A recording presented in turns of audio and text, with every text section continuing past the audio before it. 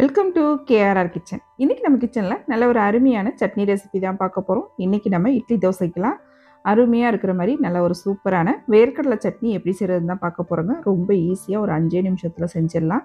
டேஸ்ட்டும் பார்த்திங்கன்னா ரொம்ப அருமையாக இருக்கும். எப்படி செய்கிறது நம்ம வீடியோக்குள்ளே போய் பார்ப்போம். அதுக்கு முன்னாடி நம்ம சேனலை இப்போ தான் ஃபஸ்ட் டைம் பார்க்குறீங்கன்னா சப்ஸ்கிரைப் பண்ணி வச்சுக்கோங்க. கூடவே பெல் சிம்பிள் ப்ரெஸ் பண்ணி ஆளுங்கிற ஆப்ஷனையும் ப்ரெஸ் பண்ணி வச்சுக்கோங்க. அப்போ தான் நான் போகிற வீடியோஸ் எல்லாம் உங்களுக்கு தொடர்ந்து நோட்டிஃபிகேஷனில் உடனுக்குடனே கிடச்சிக்கிட்டு இருக்கும். இப்போ வாங்க இந்த வேர்க்கடலை சட்னி எப்படி செய்கிறதுன்னு பார்த்துடலாம்.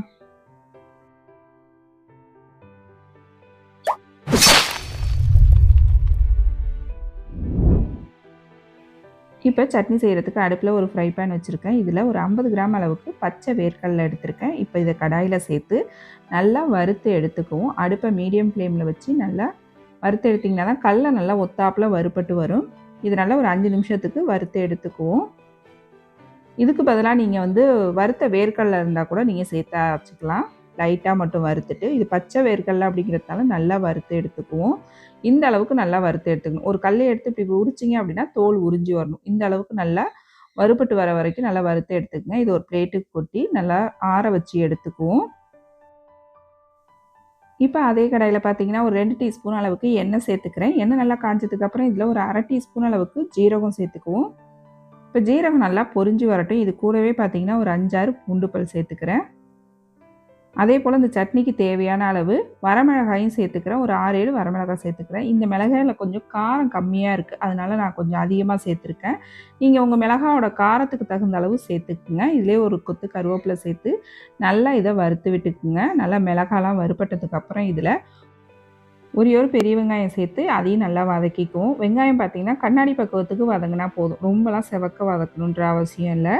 ஒரு கண்ணாடி பக்குவம் வர வரைக்கும் இதை நல்லா வதக்கி எடுத்துக்குவோம். இப்போ பாருங்கள், வெங்காயம் மிளகாய் எல்லாம் நல்லா வதங்கி வந்துடுச்சு. அடுப்பை ஆஃப் பண்ணிவிட்டேன். இது நல்லா ஆற வச்சு எடுத்துக்குவோம். அதுக்கப்புறம் நம்ம சட்னி எப்படி அரைக்கிறதுன்னு பார்ப்போம். இப்போ நம்ம வறுத்து வச்சுருக்க வேர்க்கடலையில் தோல் எடுத்துகிட்டு வச்சுருக்கேன். தோல் ஃபுல்லாக எடுக்கணும்னு அவசியம் இல்லை, கொஞ்சம் கொஞ்சம் இருந்தால் பரவாயில்ல.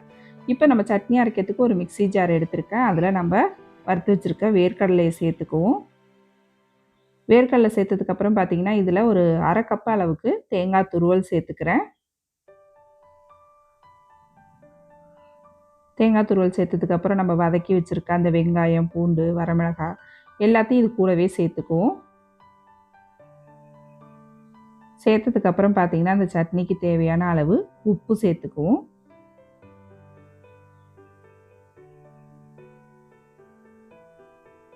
உப்பு சேர்த்துட்டு இந்த சட்னியில் ஒரு சின்ன துண்டு புளி சேர்த்துக்குங்க. புளி சேர்த்து அரைக்கும் போது டேஸ்ட்டு ரொம்ப நல்லாயிருக்கும். இப்போ இதில் ஒரு அரை கப் அளவுக்கு தண்ணி சேர்த்து இந்த சட்னியை பார்த்திங்கன்னா கொரப்பாக அரைச்சி எடுத்துக்கணும். அப்போ தான் டேஸ்ட்டு நல்லாயிருக்கும். எப்போதுமே வேர்க்கடலை சட்னியை பார்த்திங்கன்னா நைஸாக அரைச்சிடக்கூடாது. கொரப்பாக தான் அரைச்சி எடுத்துக்கணும். நைஸாக அரைச்சோம் அப்படின்னாக்கா அந்த எண்ணெய் வாடை அடிக்கிற மாதிரி இருக்கும். இந்த அளவுக்கு கொரப்பாக இருக்கிற மாதிரி அரைச்சி எடுத்துக்கங்க. இந்த சட்னியை நான் இன்றைக்கி கொஞ்சம் கெட்டியாக தான் வச்சு செய்ய போகிறேன்.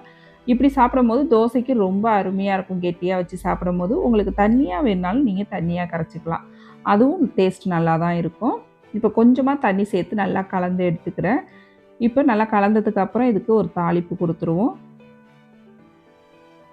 இந்த பக்குவத்துக்கு இருந்துச்சுன்னா நல்லா மொறுமொறுன்னு ஒரு தோசை ஊற்றி சாப்பிட்றப்ப அவ்வளோ ஒரு அருமையாக இருக்குங்க.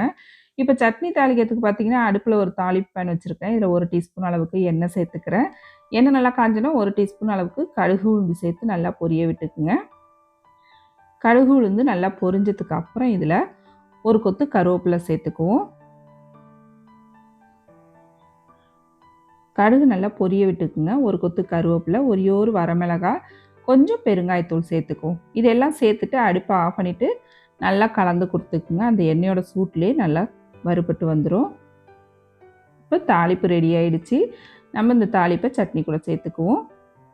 இது கூடவே சின்ன வெங்காயம் கூட நீங்கள் சேர்த்து வதக்கி சேர்த்துக்கலாம். அதுவும் டேஸ்ட் நல்லாயிருக்கும். இப்போ நல்லா கலந்து விட்டோம் அப்படின்னாக்கா நம்மளோட வேர்க்கடலை சட்னி சூப்பராக ரெடி ஆகிடுச்சுங்க. நல்லா சுட சுட தோசை கூட வச்சு சாப்பிட்றப்ப இட்லி தோசைக்கெலாம் அவ்வளோ ஒரு அருமையாக இருக்கும் இந்த சட்னி. ரொம்ப ஈஸியாகவும் நம்ம அரைச்சிடலாம். இதே போல் பார்த்திங்கன்னா நிறைய சட்னி ரெசிபி நம்ம சேனலில் போட்டிருக்கேன். அதோட லிங்க் எல்லாம் உங்களுக்கு நான் கீழே டிஸ்கிரிப்ஷனில் கொடுக்குறேன். தேவைப்படுறவங்க செக் பண்ணிக்கோங்க. இந்த வேர்க்கடலை சட்னியை நான் இன்றைக்கி சொன்னது போல் ட்ரை பண்ணி பாருங்கள். ட்ரை பண்ணி பார்த்துட்டு எப்படி இருக்குன்னு எனக்கு கமெண்ட் பண்ணுங்கள். என்னோட இந்த ரெசிபி பிடிச்சிருந்ததுன்னா லைக் பண்ணுங்கள், ஷேர் பண்ணுங்கள். மறக்காமல் நம்ம கேஆர்ஆர் கிச்சனை சப்ஸ்கிரைப் பண்ணி வச்சுக்கோங்க. நாளைக்கு வேறொரு ரெசிபியோடு சந்திப்போம். தேங்க்ஸ் ஃபார் வாட்சிங்.